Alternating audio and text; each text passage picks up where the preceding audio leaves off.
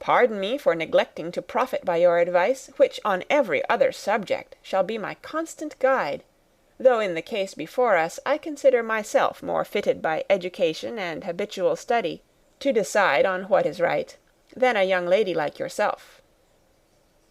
And with a low bow he left her to attack Mr. Darcy, whose reception of his advances she eagerly watched, and whose astonishment at being so addressed was very evident.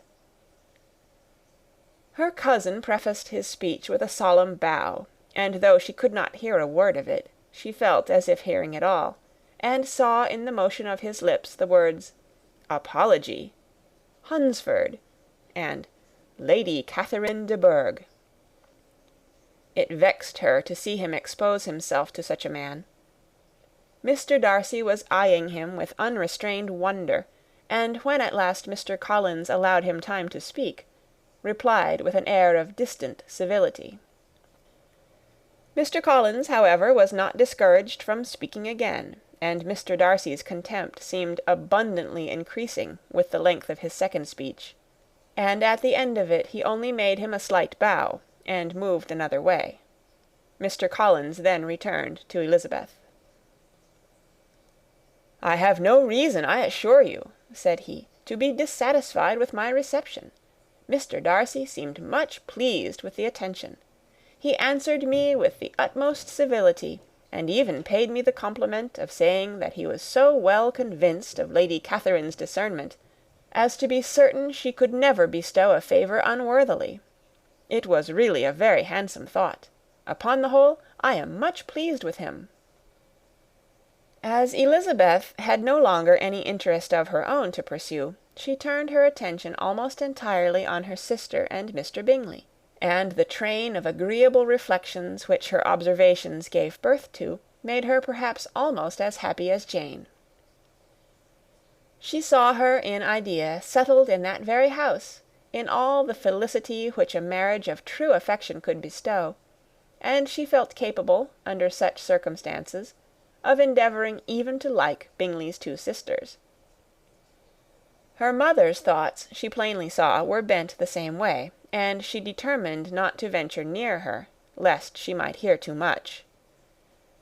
When they sat down to supper, therefore, she considered it a most unlucky perverseness which placed them within one of each other, and deeply was she vexed to find that her mother was talking to that one person, Lady Lucas, freely, openly, and of nothing else but her expectation that Jane would soon be married to Mr. Bingley.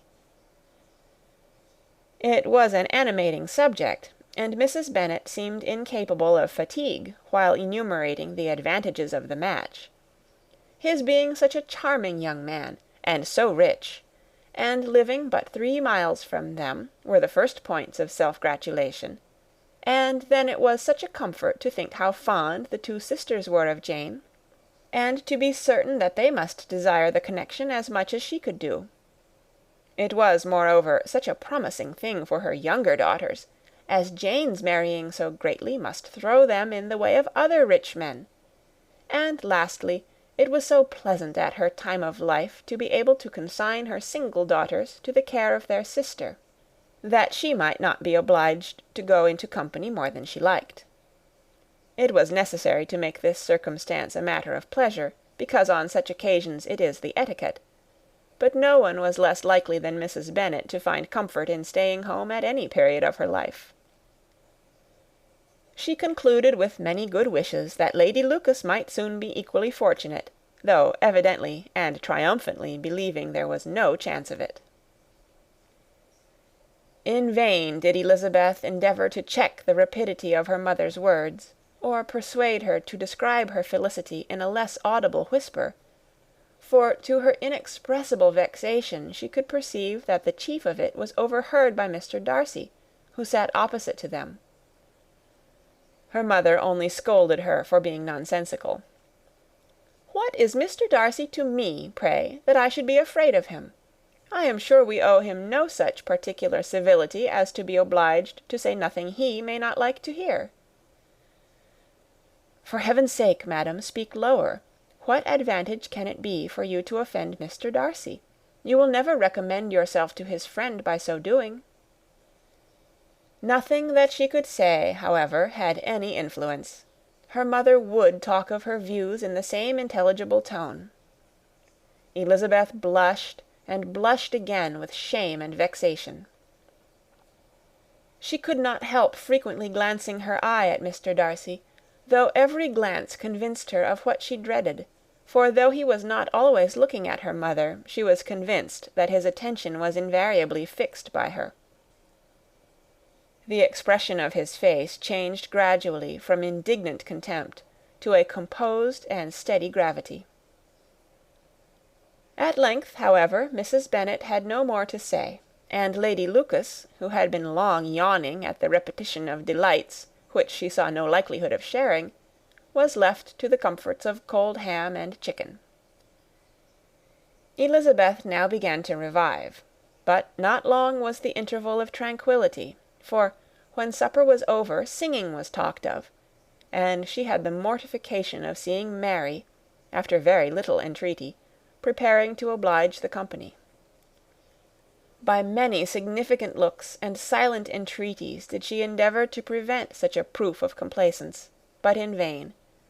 Mary would not understand them. Such an opportunity of exhibiting was delightful to her, and she began her song. Elizabeth's eyes were fixed on her with most painful sensations, and she watched her progress through the several stanzas with an impatience which was very ill rewarded at their close; for Mary, on receiving, amongst the thanks of the table, the hint of a hope that she might be prevailed on to favour them again, after the pause of half a minute began another.